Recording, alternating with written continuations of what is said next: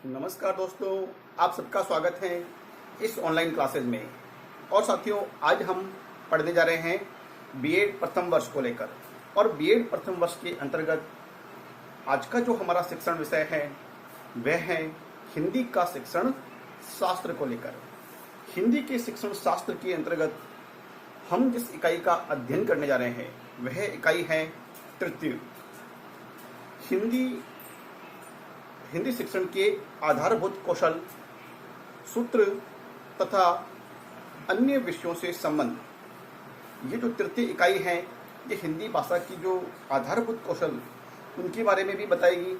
और इसमें हिंदी शिक्षण की जो सूत्र के साथ साथ में जो सिद्धांत है उनके बारे में भी हमने इसमें चर्चा की है। और अन्य विषयों से किस प्रकार से संबंध है इसके बारे में भी इस इकाई में हम चर्चा करेंगे।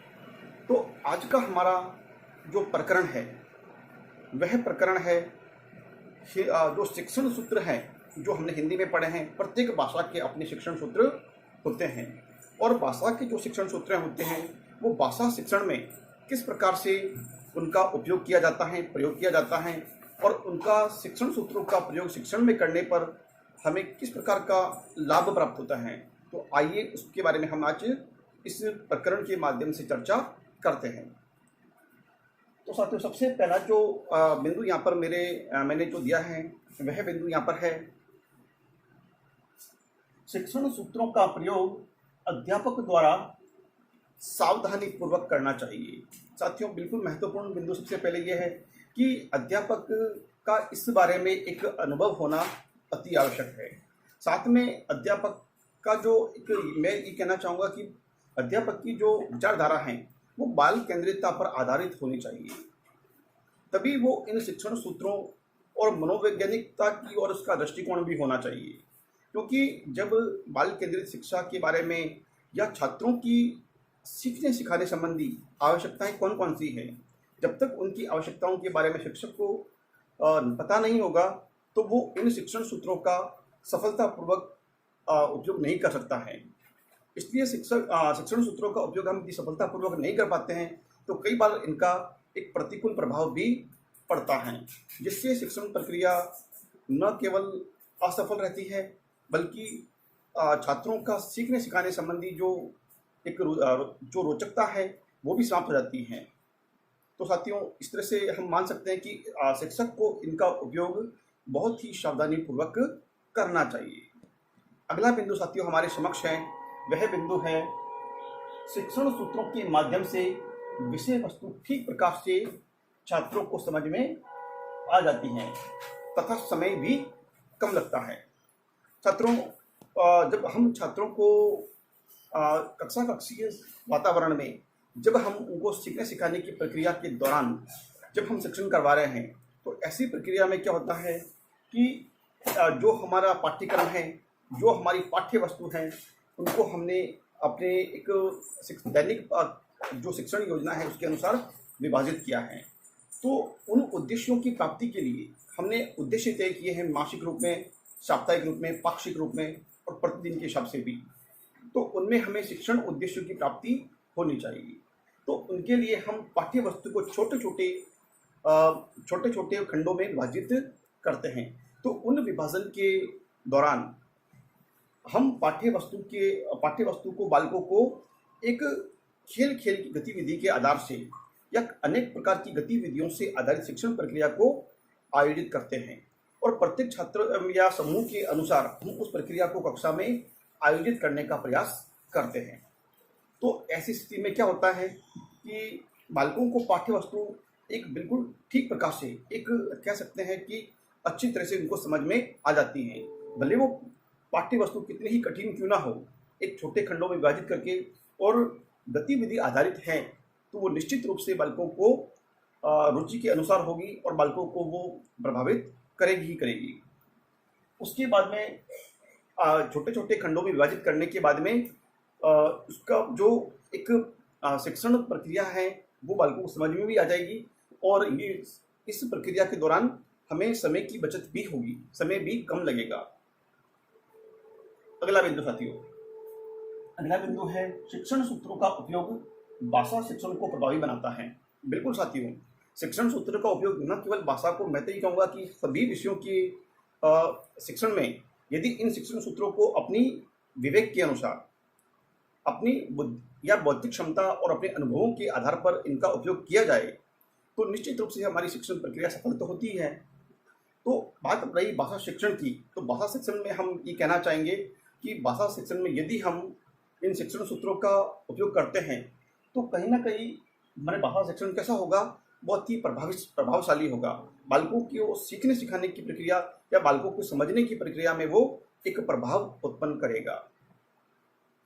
इसलिए हमें शिक्षण प्रक्रिया में इन शिक्षण सूत्रों को अधिक से अधिक महत्व देना चाहिए, इनका उपयोग करना चाहिए। अगला बिंदु है साथियों, शिक्षण सूत्रों के उपयोग द्वारा शिक्षक अपनी शिक्षण प्रक्रिया में वांछित सुधार ला सकते हैं।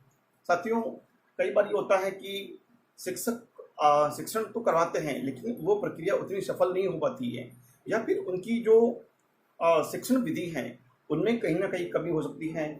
तो ये हो सकता है कि यदि हम इन शिक्षण सूत्रों के उपयोग के द्वारा हम अपनी शिक्षण प्रक्रिया में एक वांछित सुधार ला सकते हैं और बालकों की रुचि को भी जागृत कर सकते हैं।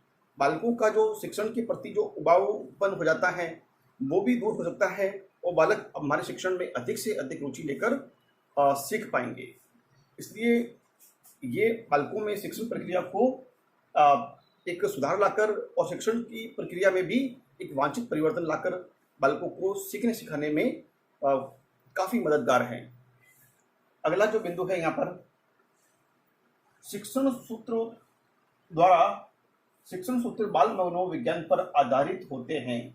शिक्षण सूत्र बाल मनोविज्ञान पर आधारित होते हैं तथा इनके माध्यम से बालकों को सीखने सिखाने की प्रक्रिया में पृष्ठपोषण भी प्राप्त होता है। साथियों, बिल्कुल सत्य बात है कि जो शिक्षण सूत्र हैं वो सारे शिक्षण सूत्र एक बाल मनोवैज्ञानिकता पर आधारित होते हैं और बालकों की आयु, उनकी उत्साह, उनकी जिज्ञासा, उनका सीखने सिखाने का स्तर, उनकी बौद्धिक क्षमता और उनका जो एक बौद्धिक स्तर है और या फिर उनका सामाजिक परिवेश है वो किस प्रकार से है, तो उस पर भी सीखना एक अधिगम निर्भर करता है।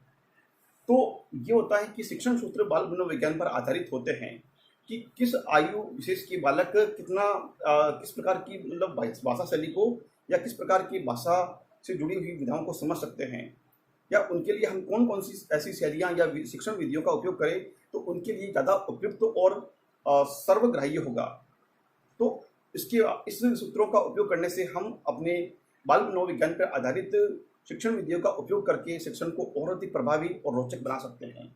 साथ में क्या होता है कि हम जब कक्षीय शिक्षण करवाते समय बालकों में अपने गतिविधि आधारित शिक्षण प्रक्रिया को आयोजित करते हैं, तो जब बालक सीखता है, बालकों में उसकी झिझक दूर होती है, उसका डर दूर होता है और शिक्षण प्रक्रिया में एक शिक्षक बालकों के साथ मित्रवत व्यवहार करता है, तो तब क्या होता है साथियों कि बालक शिक्षक से एक मित्रवत व्यवहार पाकर अपनी झिझक को दूर करता है, उसका एक डर होता है वो दूर होता है और वो अपने अध्यापक जी से खुलकर बात कर सकता है और बिना किसी झिझक के, और बार बार गलती होने पर भी अध्यापक जी उसमें सुधार का परिवर्तन लाने का प्रयास करते हैं।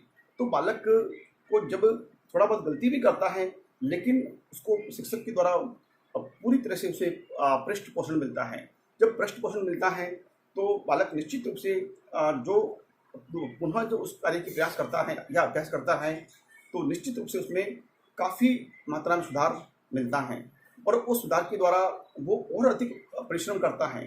तो ये बात कह सकते हैं कि बालकों में एक स्व अभिप्रेरणा या स्वयं की जो अभिप्रेरणा मिलती है और बालक सीखने सिखाने की प्रक्रिया में उन्हें पृष्ठपोषण मिलता है ताकि वो स्वयं एक आत्मविश्वास के साथ में उस विषय वस्तु को सीख लेते हैं। तो साथियों, ये शिक्षण सूत्रों का उपयोग हमें प्रत्येक शिक्षक को करना चाहिए और प्रत्येक शिक्षक इसका उपयोग करे और हो सके तो मतलब अच्छी पुस्तकों के बारे में, अच्छी पत्रिकाओं के माध्यम से या अच्छे शिक्षाविदों या दार्शनिकों की पुस्तकों को पढ़े और बालकों पर उनके किसी भी प्रकार की सामग्री को न थोपते हुए बल्कि उनकी रोचकता और उनकी आयु के और उनके स्तर को ध्यान में रखते हुए शिक्षण प्रक्रिया को आयोजित करें। आप पाएंगे कि निश्चित रूप से आपके बालकों में सुधार हुआ है और आपकी शिक्षण प्रक्रिया है वो प्रत्येक बालक के लिए एक रुचि का विषय बन गया है और इस तरह से बालक खेल खेल में बालक सीख भी जाएंगे। तो साथियों, आज के इस वीडियो व्याख्यान में इतना ही। हम फिर मिलेंगे अगले वीडियो व्याख्यान में। तब तक के लिए बहुत बहुत धन्यवाद। जय हिंद, जय भारत।